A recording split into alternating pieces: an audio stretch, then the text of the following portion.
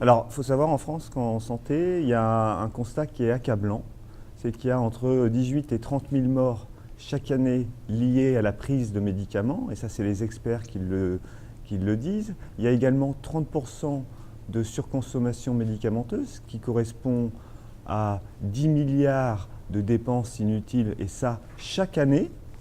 Les scandales sanitaires se répètent, tout le monde connaît le scandale Mediator, mais on a vu le scandale sur la pilule. Aujourd'hui, on parle des benzodiazépines, c'est les anxiolytiques et les hypnotiques consommés par les patients âgés. En France, on consomme 8 à 10 fois plus d'anxiolytiques que nos voisins allemands.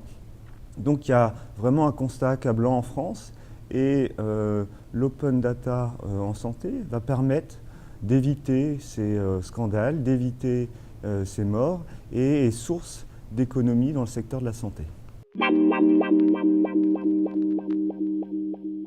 Donc on a vu qu'en France, il y avait un constat qui était accablant, mais pourtant, il y a tout ce qu'il faut pour éviter ces drames, pour éviter ces dépenses inutiles. On a la plus grosse base de données en santé, la base de données de l'assurance maladie.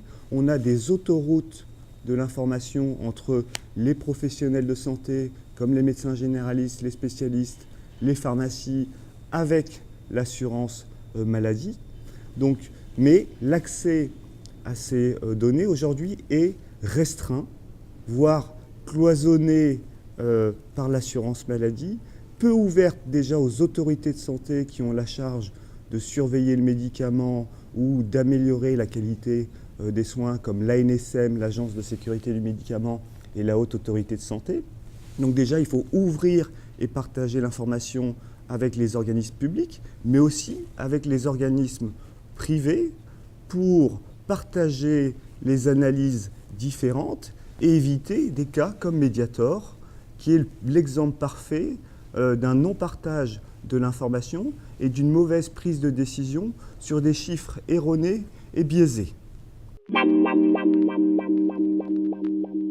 Donc à Celtifarm, nous avons imaginé et conçu la météo en temps réel de la santé des Français sur un site internet qui s'appelle Open Health, où on retrouve des indicateurs avancés sanitaires sur des épidémies comme la grippe, la gastro-entérite ou l'allergie, où on voit en temps réel la propagation de ces épidémies sur des cartes de manière complètement dynamique. Et là, tous les jeux de données issus de l'analyse des tickets de caisse de 5000 officines sur les 22 000 officines françaises sont mis en open data sur ce site. Donc on retrouve le suivi de ces pathologies de manière dynamique, et ça en temps réel. Et donc on est capable de faire de la prévision de l'état de santé des Français demain sur certaines pathologies. Ça, c'est une première avancée via l'analyse des tickets de caisse. Celtifarm a été autorisé en 2011 à traiter les feuilles de soins électroniques issues des officines, donc à faire du suivi épidémiologique et de suivre de manière complètement anonyme la consommation médicamenteuse des Français.